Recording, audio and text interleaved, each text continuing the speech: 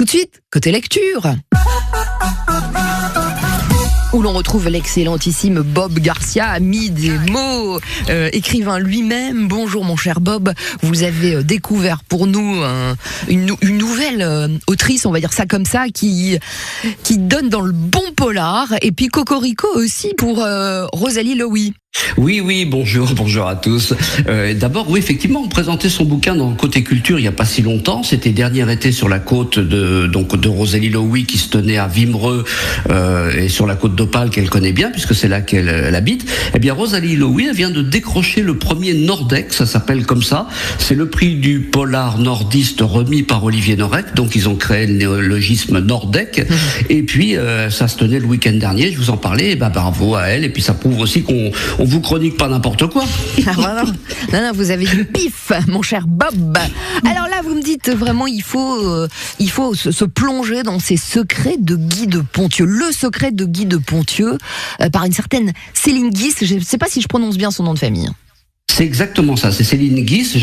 On en a déjà parlé aussi ici parce que elle avait fait un carton avec le manuscrit perdu de Saint-Riquier, donc c'est sorti l'année dernière chez Nord Avril, et là elle récidive avec celui-là, Le secret de Guy de Ponthieu. Alors 2 mots sur l'intrigue, on a un directeur de chantier de fouilles archéologiques qui est retrouvé mort sur une voie ferrée à Borainville, dans le Pas-de-Calais, et au même moment, il y a la tapisserie de Bayeux qui est vandalisée dans son musée à Bayeux. Et donc il y a une historienne qui s'appelle Alice Lepelletier et un policier Max Schneider qui vont faire équipe pour tenter d'élucider ces 2 affaires.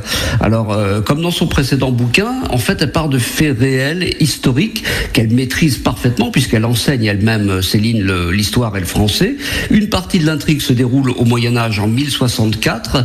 Là, vous avez l'émissaire du roi d'Angleterre, que l'on voit d'ailleurs dans la tapisserie de Bayeux et qui raconte son histoire, l'émissaire du roi d'Angleterre qui est capturé sur le rivage du Crotoy. Et l'autre partie de l'intrigue se déroule donc à l'époque actuelle, dans ces fameuses fouilles archéologiques qui exhument des vestiges liés à cet événement.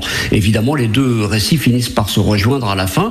Alors c'est des chapitres très très courts, ça fait quelques pages seulement, ça va à toute vitesse, c'est quasiment impossible de lâcher ce bouquin, c'est hyper addictif, et puis en plus la cerise sur le gâteau, c'est qu'on apprend plein de choses, et puis au passage c'est très bien écrit, ce qui est pas souvent, c'est pas tout le temps le cas dans les bouquins actuels. Ouais. Donc voilà, il faut vraiment lire ça, il faut découvrir cet auteur. C'est Le secret de Guy de Ponthieu de Céline Guis, et ça vient de sortir chez Nord Avril. Ah bon, merci mon cher Bob.